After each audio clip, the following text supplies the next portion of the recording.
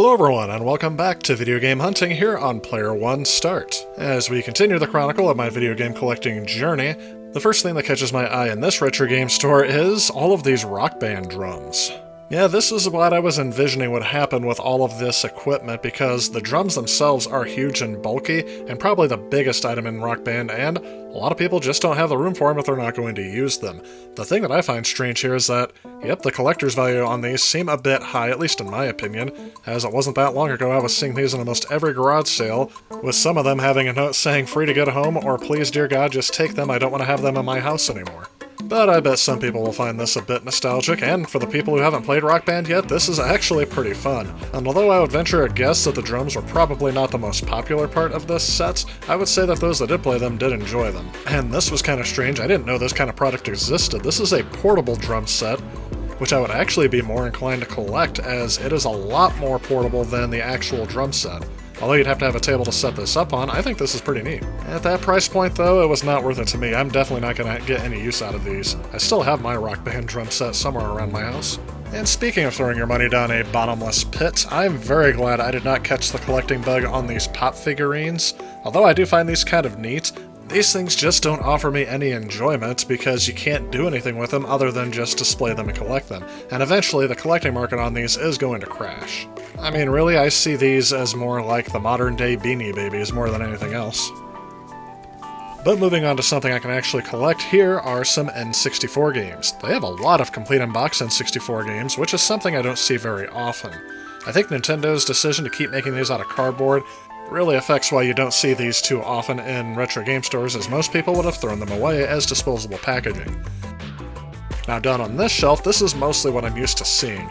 Not only are these loose with no manual or anything like that, there are absolutely almost no titles in here other than sports titles. Even Mario Tennis, which is one I would like to grab, is just not worth it to me.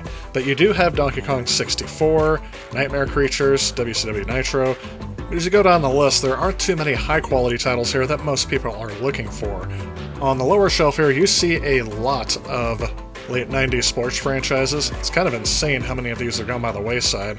Next to, looks like Mario 64, and of course, N64 Superman, supposedly the worst game on this system. Is it appropriate that it's right next to Gex? Because I've seen that be the butt of jokes from several other gamers and other YouTubers. But I'm one of those people who thought that Gex was just fine back in the day. Maybe I'll pick that one up. Next to that we have The Legend of Zelda, and looks like South Park, which I think was kind of the anti-video game back in the day. Yes, it is a first-person shooter. And I believe that's the video game that made the South Park creators say that we're never going to do this again. That is until they started coming out with RPG games, which are actually not bad, at least in terms of its gameplay. The content matter I'll leave to your discretion. Star Wars Episode 1 Racer was one of my favorite games to play on PC back in the day. I think I already have this for the N64, but I don't find it as fun or as nostalgic as the PC version, as that's the one that I grew up playing. Next shelf down we have even more sports titles, in fact a lot of them here, I guess surrounded by, there's Tarzan, which I think I played that on the PlayStation 1 via a demo disc back in the day. I may want to pick that up and see if I can play the full version sometime. I really like those Disney platformers of this era, all the way from Disney's Aladdin for the Sega Genesis and Super Nintendo, up until around Disney's Tarzan here, which would have come out in the late 90s, maybe early 2000s. And hiding off in the corner here, we have a Legend of Zelda Majora's Mask Gold cartridge. I thought these had a hologram cover on it, not sure why this one does not. And down below there, in a slew of sports titles, I did find at least one game that I would recommend, and that is Revolt. Again, this is a game that I used to play a lot more on PC, and I do have the Dreamcast version as well, but I've never played it on the N64, so maybe this is something I'll try. Racing games were all over the place in the late 1990s, but this one is actually like a mini RC racing game, and plays with the rules of something like Mario Kart, something I wasn't used to seeing on PC back in the day, so I decided to pick it up. And down here at the very bottom, I see some Neo Geo and VS games. These are games that would have went into the Neo Geo arcade systems, not the home edition, and I do have a converter that I've been wanting to try out, so I may pick up at least one of these just to try out the converter on something different than the 161-1 cart that I got that doesn't always seem to work, so I want to know if it's the converter or if it's this cartridge that's not working. On the other side of that, we have some Neo Geo AES carts, which would have been for the home console, and these are all Japanese editions, but they are cheaper than the North American versions of these because, again, anything in North America for this console is much more expensive than it was in the Japanese market, I guess. I believe I already have these titles, so I had to pass on them, but it is not something I see every day in these stores, so I thought I'd showcase them here. And speaking of overseas imports, I guess somebody decided to import these Lay's roasted chicken wing flavor potato chips. Wonder why this flavoring didn't make it over here and they had to import it. I decided to pick up a 3DS game and a bunch of cheap DS titles. Not growing up with a DS means I'll be playing most of these for the first time. However, I also like collecting games for the DS that are more like early cell phone games before cell phones were huge. This would have been the first time that most people would have played Bejeweled Twist on anything other than their computer, or I guess full-fledged video game console. And Pipe Mania there plays almost exactly like Pipe Dream, which was something I used to play all the time in the Windows Entertainment Pack back on my Windows 95 PC. Oh, look at the good boy who's lured in all those Disney Plus subscribers. Good boy. Just a little past that, we see some more Japanese imports and some rare PlayStation 2 games. Other than Baldur's Gate Dark Alliance 2 back there, I haven't heard of any of these other PlayStation 2 titles, and they are hundreds of dollars each. I find it kind of funny that they have Persona 3 Portable back there for $150, as in a previous trip that I didn't film, I found that game for $24 here, and that wasn't near a year ago, I don't think. And sadly, although I'm missing Power Stone from my Dreamcast collection, I did not pick it up here because the Dreamcast is not natively region-free. That was kind of sad because that price is a lot cheaper than I've seen it for the North American version. And before I left, I did make my way back to the toy bins back here where they have these Disney Infinity and Skylanders toys that I don't know if they ever used to be popular, but definitely haven't really been much of a thought these days. I did decide to pick up a few of those, and I'll show you those at the end of the video. I did decide to stop by and look at their PlayStation 1 games. I haven't really seen the collector's market take off with these, and this store has always had, I'll say, slim pickings when it comes to titles that I either don't already have, or they are what I would call throwaway junk titles like sports games. The only one I did find of interest here was this Dragon Ball Z game from Japan. Because I featured a lot of Japanese imports in this video, it's going to seem like there are a lot more in my area than there normally are, but I'm showcasing them in this strip because I usually don't see these. But anyway, I think that wraps up everything of note of this store, so it's time to move on. And here we are. Now, the student menu may notice, hang on a second, this looks like the same store, and you know what? You're right. This is the same store, only it is about 3 weeks later. With that small game find I had last time, I decided it wouldn't be worth it to just do a video on that, so I thought maybe I'd try my luck again the next time I was here, and as you can see in the Neo Geo case here, they do have a new AES game. It's another Japanese import, and it's one that I already have. Taking a look at the N64 game case that we looked at last time, it looks like some of those titles are still there, but The Legend of Zelda, the Mario Kart 64, most of the games I mentioned that were noteworthy are gone out of this case.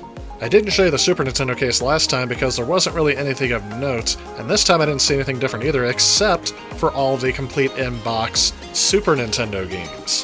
Which, in my experience, is something even more rare than seeing complete in-box N64 games, so I thought I'd at least showcase them here. Nothing I'm looking for, and I don't do complete in-box collecting for this console, mainly because it has gotten super expensive. I did take a look at their Sega Game Gear selections. It looked like it was expanded from last time. Did see a bunch of games in here, next to a sketchy-looking Wheel of Fortune game. I have collected a fair amount of titles for the Game Gear over the last couple of years, but my Game Gear is in need of some repair, as the sound on it isn't always reliable, and the screen does look a bit faded. If I can get that restored, maybe I would be collecting more for this system. One title that caught my eye was this Battletoads game. Didn't know that game made an appearance on the Game Gear. Down below that, we have a Streets of Rage 2 for the Game Gear, might have to pick that one up, along with a smattering of what they consider to be high-value Game Boy Advance, Game Boy Color, and regular Game Boy games. There are some standout titles that you can see for yourself here, but again, this is something I haven't really been collecting a lot on because I've had a Game Boy since it first came out, so I've owned a lot of the titles I already want for that system. The Game Boy Color and Game Boy Advance aren't something I really grew up with, and a lot of those titles are just ports of games off of systems like the Super Nintendo, and if I already own those games on one platform, I don't need to buy them on the other. For me, I like going through the clearance bins they have in this store because I'll find some titles that may be fun, but it's not really necessarily something that a lot of people want to collect. So I took some time to go through these bins. I did find some titles, I mean, nothing really worthy of note, but just something to kind of pass the time on a rainy day or while a video is rendering on my PC. It's great to pull out a portable game and just play it for a little bit, and I can quickly turn it off and move on to other things if I need to. Some of you may know, during the pandemic last year, I did a lot of collecting of PS3 and Xbox 360 titles, specifically because they were being clearanced out of stores like GameStop, as they wanted to make room for the next generation of video games. As a result, I have collected a lot of titles for these systems, but they are a lot of the common titles that everyone will have. I haven't really gotten anything too rare or too expensive, but now that the digital storefront has been threatened to be shut down at least once, I thought it would be a good idea to start collecting a lot more of these games physically. The PlayStation 3 is the first game system I purchased as an adult, but it was also during a time where I didn't have a lot of money to pay for games, so a lot of these were rentals, mainly through my GameFly subscription I used to have during college. Otherwise, many of the games I got were through my PlayStation Plus subscription, and as such I didn't really have too many of these games physically. Here are all the titles that I set aside for me to collect in this trip. A lot of them are cheap sports titles. I like getting them when there's deals going on in these stores, so it was basically buy a couple, get some free. And I added in a few early titles for the system, as well as Street Fighter Cross Tekken, Folklore, Resident Evil 6, all the way down to Dark Kingdom, Skate 3, Super Street Fighter 4 Arcade Edition, Dead Space, all titles that I have played, but never had physically. And never having owned an Xbox 360, I went ahead and collected some titles for this system as well. I am very excited about finding Crash Mind Over Mutant. I believe I have that game for the Wii, but I do not have an HD version of that game, so I'm kind of excited to see what the Xbox 360 version looks like. The same goes for Lego Batman, which I only played on the PlayStation 2 actually back in the day. And of course, I had to pick up Wheel of Fortune. I'll probably have to live stream that sometime, as I do often close out my streams by having you guys help me solve puzzles in Wheel of Fortune, and it ends up being a good time. Of course, I had to pick up some golf games. I got the original Skate and NASCAR 08. Looking back up there at the top, I also got Guitar Hero 2, which, even though I don't have the right accessories for this console, I decided to go ahead and grab it while it's cheap, and then I'll try to get the guitar and stuff later. That is, again, another title I only played on the PlayStation 2. And as promised, here are all the Disney Infinity figurines I was able to pick up. I mainly tried to stick to the Star Wars and Marvel variety, but I had a few other things in there. Couldn't pass up Captain Jack Sparrow and Dr. Zoidberg as Davy Jones, as well as Captain Barbossa. And a few of the Pixar movie characters made it in there. You can't see it, but right behind Mr. Incredible is Yoda. He actually very much eclipses him. So that actually wraps up this episode of Video Game Hunting. Hope you enjoyed this video. If you did, don't forget to leave it a like on your way out. Make sure you're subscribed for future updates, and I will see you all in the next video. If you like this video and you'd like to help out with future projects on this channel, please consider supporting me on Patreon. Also, if you enjoy the content of this channel, please remember to click on this subscribe button. Again, I want to thank you guys so much for watching. I'll see you next time.